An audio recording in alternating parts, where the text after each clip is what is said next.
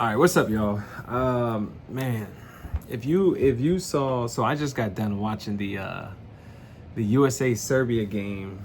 I believe it was 110 to 84, and I wanted to come in here and share my perspective real quick. I think I have a unique perspective on this whole LeBron James, Michael Jordan, who's the greatest, all this stuff that y'all want to talk about.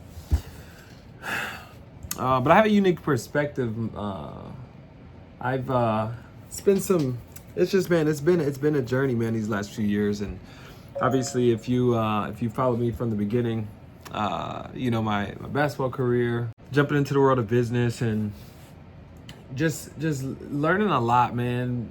Being in a lot of different environments, experiences, learning different philosophies. Meeting a lot of different people, doing a lot of great things. And I wanted to talk about this game. So first and foremost, if you saw it, man, like Kevin Durant, man, like hometown hero, this dude, man. Let me see. And he hears it from the United. Pass Carmelo Anthony in Tokyo. The kick, swing, Durant. What's his name? What's his name? So what he do? What he went 7? Was he 7? Was 7 for 7? I think he might have went 7 for 7 first half. Didn't miss a shot. This reminded me of I think he had played in the Drew League. I think it was Drew. It might have been Drew League years ago, and this dude, man, just took over the entire court.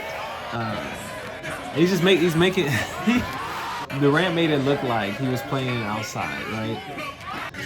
And you know what happens, like you get in the zone, especially a dude that talented, man. I think I didn't know. I found out today that Kevin Durant is the all-time Olympic men's basketball leading scorer for the U.S. I had no idea, right? And so just powerful, man. Just powerful stuff that we're seeing with the USA team, especially in the midst of all this stuff going on.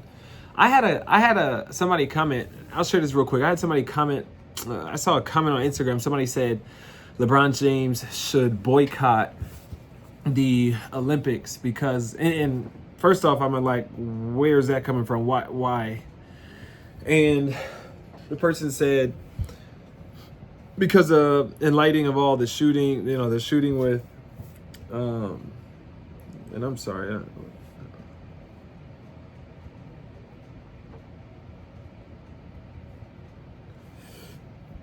As I'm sharing some of this stuff, it's so for example, I saw this video come up. You're gonna have to bear with me. I didn't remember her name completely. I've seen it a few different times, and it's unfortunately this is stuff that we see happening all across our country. But don't judge me for not knowing her name. So Sonya Massey, the Sonya Massey video. And so it was, horrifying video. Stuff that this is stuff that I don't even like watching. Anyway, somebody said that LeBron James should boycott in light of in lieu of all the different things that have happened in our country. And I was very adamant on challenging that perspective. Here's why. Just through my experiences, man, in life, I've been in some pretty down moments, dark moments in my life. I've been in places where nothing's working, man. I grateful that I haven't had to experience something of that level of trauma. I have had people in communities that I'm a part of, become victims of gun violence and police brutality and all that stuff. Here's what my perspective was. LeBron James is somebody who has built his career and has a talent that he was gifted with. And I just don't think it makes sense for someone of that stature to almost hide or suppress their gift in the midst of all this darkness happening. I think it's the contrary. I think that in a world with so much darkness, we need more positive examples. We need more examples of people who inspire people, who are doing just great things, that are, you know, fighting for their communities, fighting for their families, that are putting their gifts out there for the world to see. And I believe that's what LeBron has done his entire career, whether you're a LeBron James fan or not. Here's the thing, I was never a LeBron fan. Like, I was always Michael Jordan, his tenacity, just his fight. And then I saw Kobe Bryant come after him, and I'm like, right, same dog, same fight. And then LeBron comes, I'm like, LeBron's different. And so for those of you guys that have this whole like Jordan, LeBron controversy, here's the thing, man. All you're doing is robbing yourself from the joy of experiencing greatness, because Jordan and LeBron are different. They came in different times. They came, you know, I look at it now. So having the perspective now of being a business owner, learning from so many different business owners, I see the LeBron, MJ, Kobe type of conversation, almost like trying to compare a founder of a company with the CEO of a company. It doesn't make sense. They're not the same, right? Like, LeBron James is not LeBron if Michael Jordan doesn't pave the way. And so you could say, hey, LeBron and everything he's done now, he's a billionaire playing ball, all the championships and the influence that he has and the impact he's had on the game. Yeah.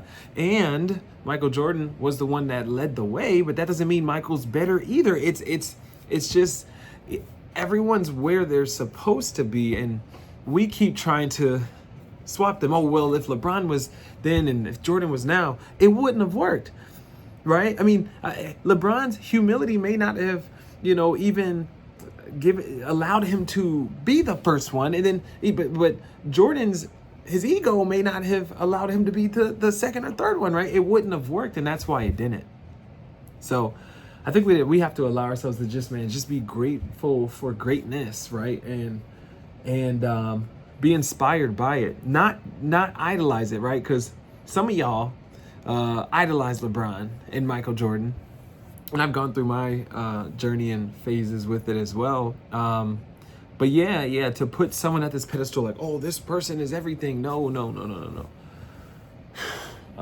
Whatever your belief system is, I don't know what it is. But if it's Jesus who's the pedestal, if it's Buddha, if it's Prophet Muhammad, I don't know who you follow. But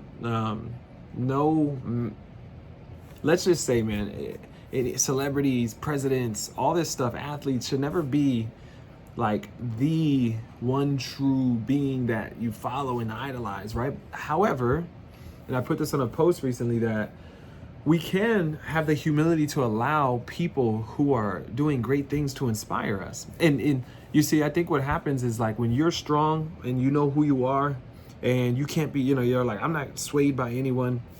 I think that's important. Because, if you stand for nothing, you'll fall for everything, right? So, like, if you don't stand your ground on your beliefs and what you value, your values and principles, you'll constantly be pulled in millions of directions. And I've experienced that. I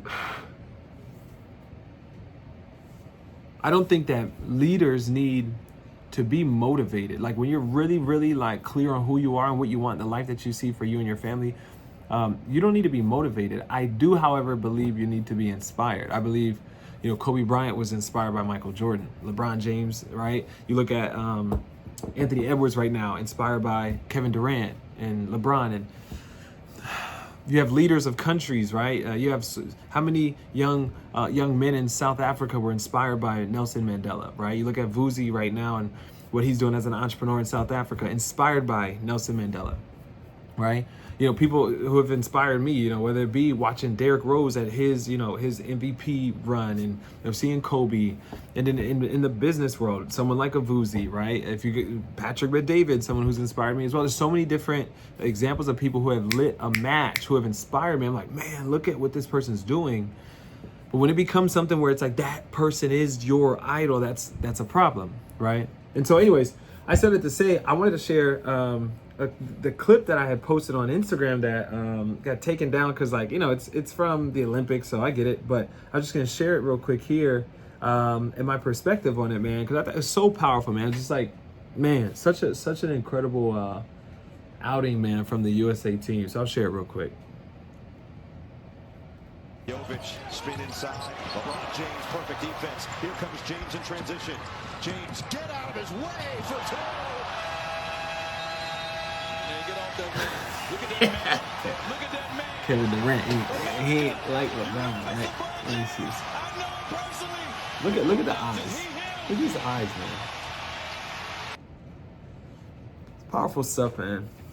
I was blown away, man, watching this game because, and what I had put on IG before it got taken down was LeBron James is 39 years old, which obviously the tail end of his basketball career. You know, relatively young when it comes to just like life, but you know, tail end of his basketball career. Obviously, being a billionaire, playing the first billionaire to ever, you know, compete in the Olympics, which is crazy.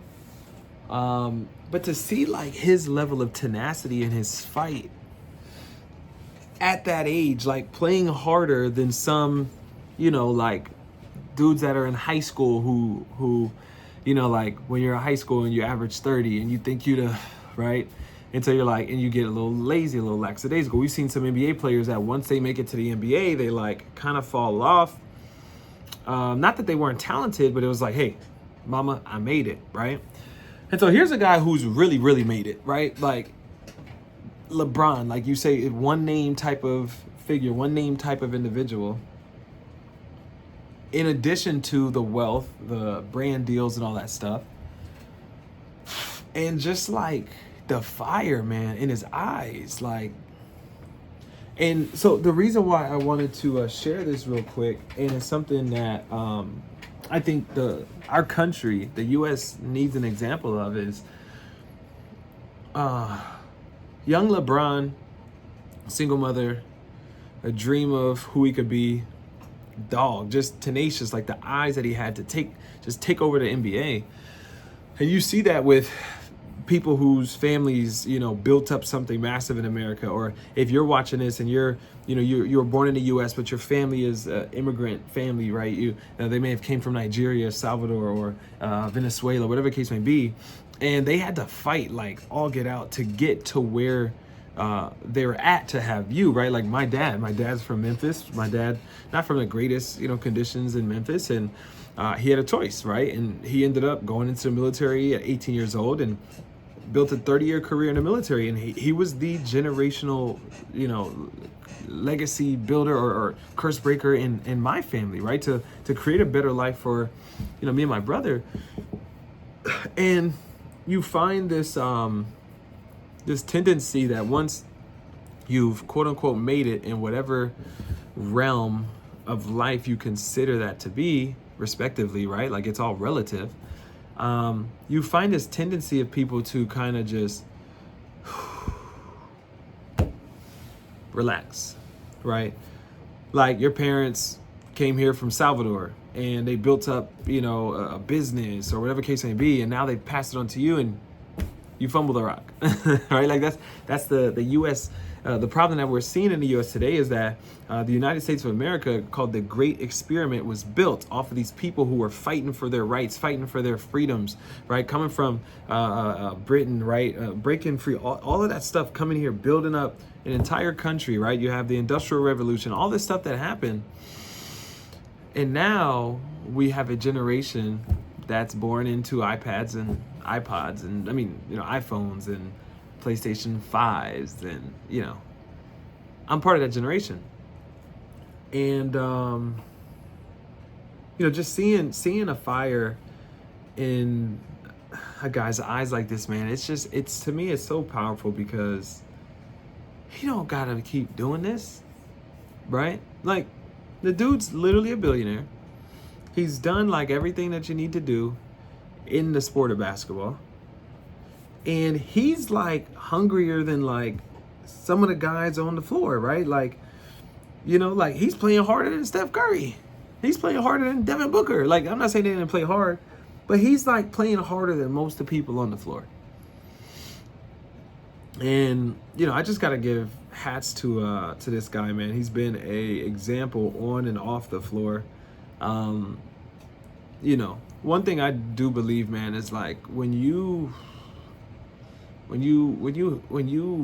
see someone doing well and you resent it, it's nothing but you projecting insecurities that you have about yourself. And so the reason I say that is for anyone watching that's like, oh, a LeBron hater or whatever, man, y'all are tripping, man. Like, again, this guy's not like, you know, I'm not like, oh, he's the end all be all. No, like there's a lot of people doing great things, but man, like allow yourself the humility to be inspired by greatness, because man, this is powerful. It's powerful stuff, and it's stuff that we don't see every day in our country. And I think it's an example that our country needs, the spark.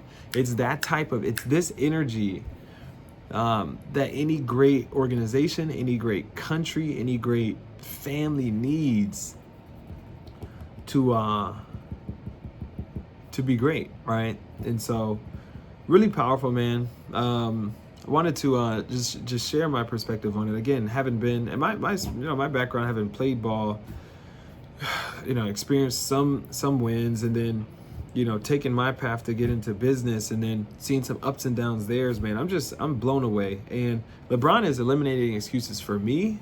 He's eliminating excuses for all the fathers out there. He's eliminating excuses for all the athletes out there. He's eliminating excuses for all the entrepreneurs out there. That like, if you lock in on your vision, not anyone else's for your life, but yours, and you're clear on what you want, and you're willing to be consistent, and put taking care of yourself above all things, above everything. And it's just, I can't say enough, man. Can't say enough about the example that he's given everyone who's watching. And here's the thing: you can either watch and be a fan, you can watch and hate, or you can watch and duplicate. And I posted on Instagram, I'm not watching to just be a fan. I love watching LeBron, but I'm watching because I want to duplicate what I see him doing in my life. Does that mean playing in the Olympics? Right? Hey, and look, I stopped playing 5 years ago. I'm 30 years old. I still got some movement in me, right? But it just means to have that dog in that fight for a consistent amount of time, man. And there's no excuse, especially, this guy's background, I get it. He's tall, he's athletic, but there's a lot of guys as tall and as athletic as him that are nowhere to be found, right? And so I think when we have examples in the world of greatness, our job is not to try to be that person, but it's to have the humility to allow that person to inspire you to be the best version of yourself. And that's what I want this channel to be. I want this channel to be somewhere we can have conversations about greatness, about impact, about legacy, about excellence, right? Diligence, all these things. And I think the best thing we could offer the world is to be competitive about knowing who we are and walking that out, right? Like if I say, hey, I'm gonna fight to get to know who I am and share that with the world, and I'm gonna fight to know me more than you know you, right? And then when I know me, I'm gonna fight to share me with the world more than you share you with the world, right? Like if that was the type of competition that we had, we would not feel the need to step on someone else or take away from someone else, or hey, if I help this person, it's gonna take away from me. No. Like what LeBron James is doing by just being the best version of him, he's waking up, man, people all around the world and inspiring them, not motivating them, but inspiring them to be the best version of themselves. And so I hope you guys are excited. Again, for those of y'all that are not watching the Olympics because everything that happened, we could talk offline about that. Here's the thing. Do your research on what's actually happening and what's not, and just don't take everything that you see on social media and create a narrative. When I see things, I first have to ask myself, where did this come from? What's the source? I don't just take it as truth the moment I see things. And so go look and do your research about what the whole opening ceremony was. I'm still, like I said, I'm not a big fan of it still, but just know that it's not everything that the whole world and media and social media try to tell us it is. I think this generation's biggest challenge is to research. Like when you see things, Don't take it at face value. I believe in trust and verify until you show me a reason not to trust. Now I always verify, but trust and verify. And verifying doesn't mean I don't trust. It just means that we can do both. You can be inspired by someone and be great yourself, and you can trust that that someone has good intent, and you can have some checks and balances and check what they're saying as well. And I think we're just in a time in our lives where like there's so much noise going on. You have to block out the noise. If you want to be great and live the life that you've been called to live, you got to block out all of the noise and really get clear on who you are, and then double down, right? This is Evolution TV. The whole evolve, the word evolve, it means to unravel, to unscroll. It's like to peel back the onion. Like there's greatness inside of you, and it's no one's job but you to dig it out. And when you meet people who inspire you, they're reminding you dig deeper, right? If you're in business and you have a mentor, or if you're an athlete and you have a coach, or you have someone that you look up to, they're not your answer. You are. They're just reminding you that you're the answer. So they're gonna remind. They should. If these are like, especially in business, one of the things. Mentorship in business, if you guys are out there looking for coaches and life coaches and mentors and all this sort of stuff, if you find someone who tries to be the answer, know that they're kind of acting the way the government sometimes acts when they say, hey, you're having a challenge, I'll be your savior. No, true leadership is someone who's going to remind you that you are the answer. And so when you start trying to find all these other answers, it's when people live out a life that's inspiring, that shows that you can, and then they're going to remind you, hey, your answer isn't in the church you're going to. Go to a church, that's great. I'm really big on like faith and all that stuff. Go, that's fine, right?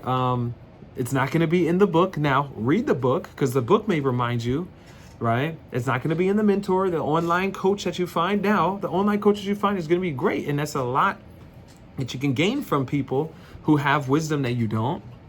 But at the end of the day, the answer for your greatness is inside of you. And if nothing else, I'm hoping that this channel can be an example of that. And so anyways, I wanted to share phenomenal game one. Excited for seeing the U.S. Olympic team bring home the gold medal. And yeah, be on the lookout. I may comment on some of the other games, but I just really felt inspired to share on this one. And be on the lookout, y'all. I have a podcast that's gonna be coming soon that I'll be dropping here shortly, where we're gonna be just talking about some just things, man, just big ideas, things that are happening in the world. I believe I have a unique perspective that I can share with the world, and I'm gonna do whatever I can to get my light out to the world and inspire you guys to do the same. So take care, and yeah, we'll talk soon. All right, peace.